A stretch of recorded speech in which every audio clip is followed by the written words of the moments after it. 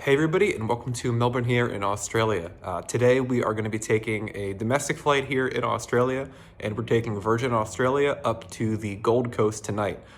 It's just about time for me to get out of my Airbnb. It's about 10 in the morning right now, and I have about 12 hours before my flight, so I have quite a bit of time to kill, but I'm looking forward to my last day here in Melbourne, and I'm also looking forward to my first trip up to the Gold Coast and to see what domestic flights on Virgin Australia look like. So I'll catch up with you all at the airport. Hello everybody, and welcome to Terminal 3 here at Melbourne Airport. The answer that I really want to get through this video is, how does a domestic flight in Australia compare to a domestic flight in America? So to start, I got here not long ago and I got my bag all checked. It was a pretty easy process. There wasn't really any kind of person to communicate with. You just did everything on a computer, and then you dropped your bag and it handled everything for you, which always makes me a little bit anxious that maybe I did something wrong, but I'm sure everything will turn out all right. One thing that I want to note that's really nice about domestic flights in Australia is that checked bags are free. I got a checked bag for free as an economy passenger, and this is pretty much the case no matter what you're doing in a domestic flight in Australia, unless it's like a low-cost airline like Jetstar. But yeah, so now it's time to head through security, and after that I have a little fun fact to tell you about. Cool, so we are all through security now. That was a pretty easy process, all things considered. Unlike the US, you don't have to take your shoes off, you don't have to take your electronics out, and there's none of that upsell pre-check kind of stuff that you have in the US, which is nice. I feel like things moved really slowly for how little of a line there was, but that's okay. We got through anyways.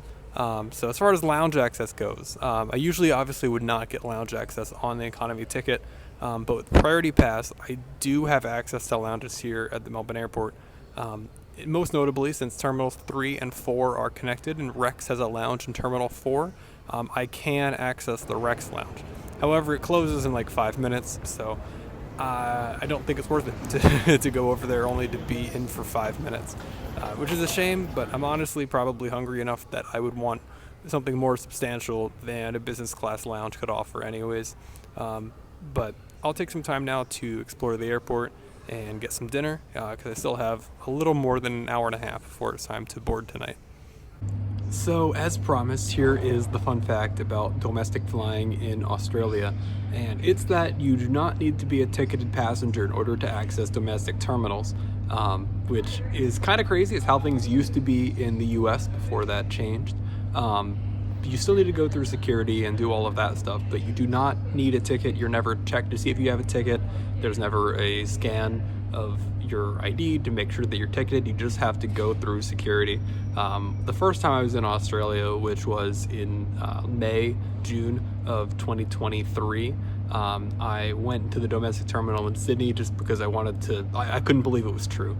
And it was a cool experience. I got to see some cool narrow-body planes for Qantas, for Jetstar, for Virgin Australia. And now today I'm going to be taking a narrow-body flight on Virgin Australia, domestic flight. I'm tempted to say this is my first domestic flight out of the US. That's technically not true, because I technically did take domestic flights within the Marshall Islands and within Micronesia earlier on this trip, even though that's like a weird example. Technically there were domestic flights in there.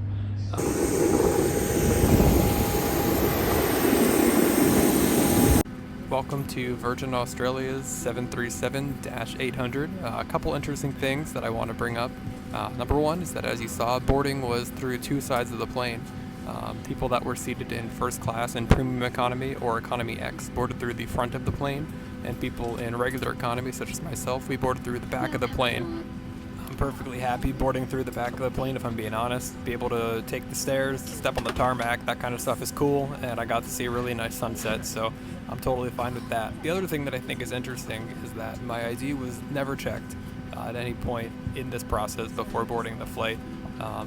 I knew that in general it was a little bit more lax here, but I didn't know to that extent. I think that in general, the Australian government is a lot more trusting of their citizens than the American government is of theirs.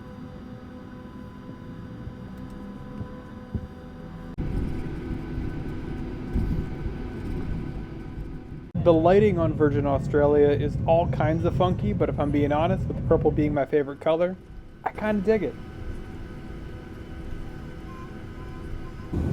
So now that we've taken off, let's take a quick tour of the seat.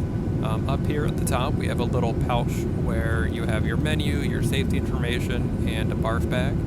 You have a decently sized tray table here. As far as the pitch's overall space is concerned, I feel like there's a little bit less pitch than you would get on a domestic US flight, maybe 1 inch. That's still not too bad. This is only about a 2-hour run up to the Gold Coast. It's not all that different from a flight from the Northeast down to Florida. And then we do have over here, you can't see it very well, but that is an international plug, which is nice, so I can plug my stuff in without having to put in my Australian converter.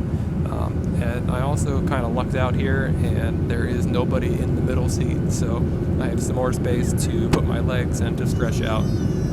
One thing that I also should note is that in my little storage pouch right here, it was never cleaned, seemingly, and there's quite a bit of stuff, empty bags left over from the prior flight. So as you could see, there was no in-flight entertainment screen, but you still could access TV shows and movies via their website online. The Wi-Fi did not work for anything else, but at least it was nice to have a pretty decent selection of movies and TV shows to watch. I'm not a big fan of these online infotainment systems in general. I feel that they can break pretty often, and I don't like using my battery power because I can't really have my earbuds and my phone plugged in at the same time. But it's still good that they have it, and a lot of people do like and enjoy these systems. So we have now been in the air for over an hour and are probably going to be starting our descent pretty soon if I take a guess. And so far the service on the flight has been anything too crazy. There was a drink service and I had some water. You could also get coffee or tea. There were no other options. Or you could also purchase snacks if you wanted to. There were no free snack options, which actually really surprises me. Now the snacks that you can buy, they actually look quite good. I'll show some video of what all of those options are. But overall, the lack of service has actually kind of surprised me. Any people who have flown domestically in Australia before, please let me know if this is the normal or if I'm just getting unlucky on this flight. I'm probably going to have some sort of snack when I land anyways, so it's okay. But I would have really liked to not have to pay for that snack.